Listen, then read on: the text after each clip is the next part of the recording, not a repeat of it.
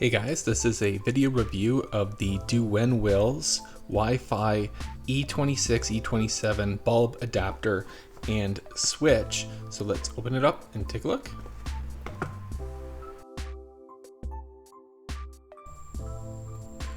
So click's pretty nice. I'm gonna use this to put on the wall, and I have a very oversized garage light, like one of those new ones that open up like a fan, and my overhead light appliance is fixed, so it needs to stay on all the time. So to control the bulb, I'm going to use this, and instead of using the screws that are included, I'm going to use some two-sided tape. So I'm going to do that now. So I placed the bulb adapter on this garage light. Got some two-sided tape on this thing.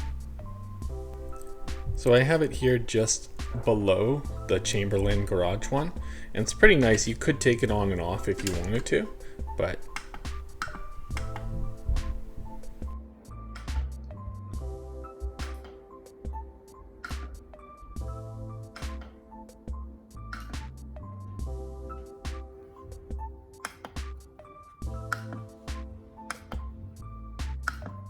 so pretty easy to set up and use. Hope you guys enjoyed that quick demonstration. Anyone can add these to their house.